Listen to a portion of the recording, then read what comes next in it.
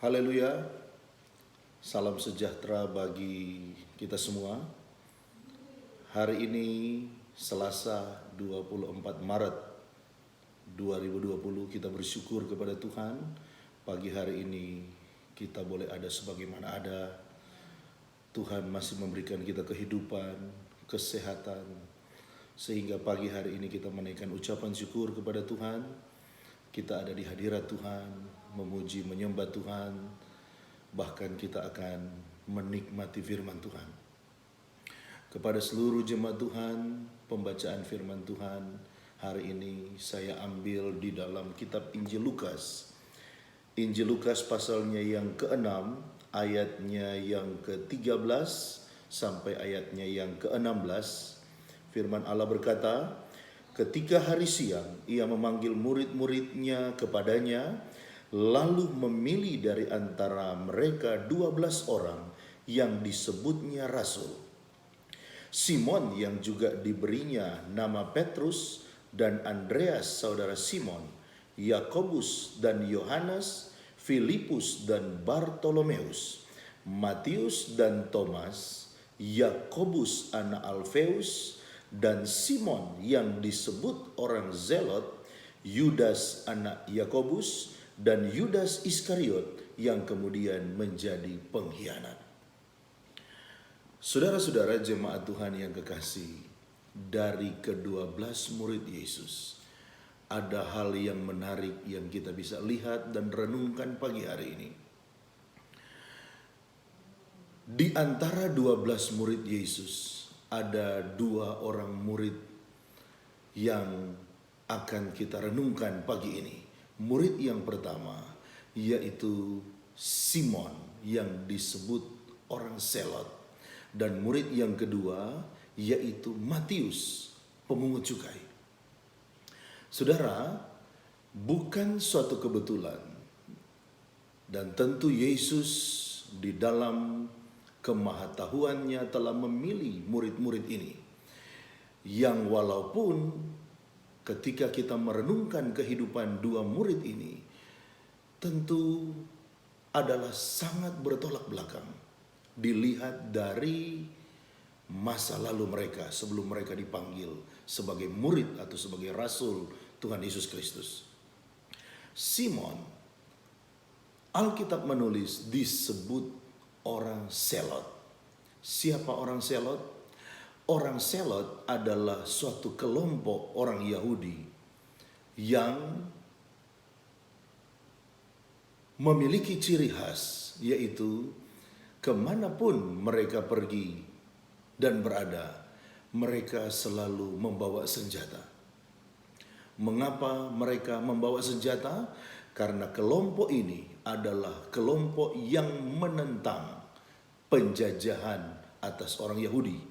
Dalam konteks zaman Yesus itu adalah penjajahan Romawi. Kelompok ini paling membenci orang-orang Romawi, paling membenci antek-antek Romawi, yaitu pemungut cukai. Sebab pemungut cukai adalah orang Yahudi yang dipakai oleh orang Romawi untuk menarik pajak, menarik cukai dari orang-orang Yahudi yang lain.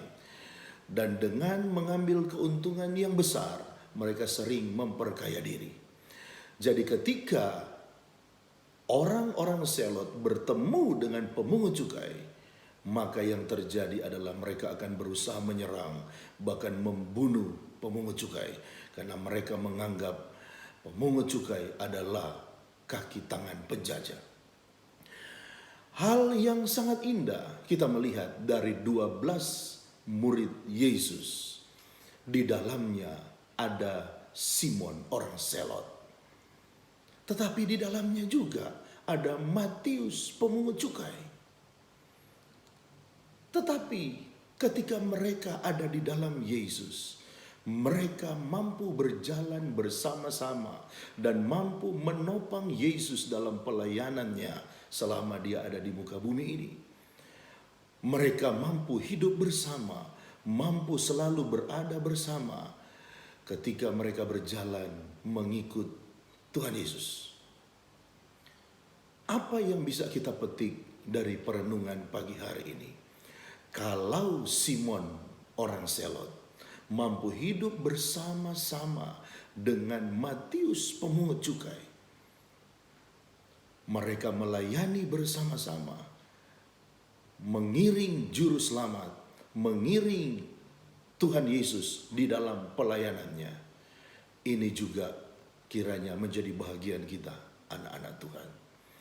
Kita adalah murid-murid Tuhan. Harusnya kita mampu berjalan bersama-sama dengan melupakan apa yang telah lalu. Kita adalah murid-murid Tuhan. Harusnya kita mampu saling memaafkan. Kita adalah anak-anak Tuhan. Harusnya kita mampu menerima seorang dengan yang lain. Itu adalah tanda murid-murid Tuhan. Matius pemungut cukai dan Simon orang Selot mampu hidup berdampingan karena di dalam Yesus. Kita dalam kehidupan kita berkeluarga, dalam kehidupan kita berjemaat, kita pun mampu hidup bersama di dalam Tuhan. Kita saling mengampuni, saling memaafkan, maka kita akan melihat berkat-berkat Tuhan akan selalu mengalir dalam kehidupan kita. Kiranya perlindungan Tuhan, pertolongan Tuhan menjadi bagian seluruh jemaat Tuhan hari ini. Kami berdoa biar penyertaan Tuhan yang adalah Immanuel selalu menyertai seluruh jemaat Tuhan. Haleluya, haleluya.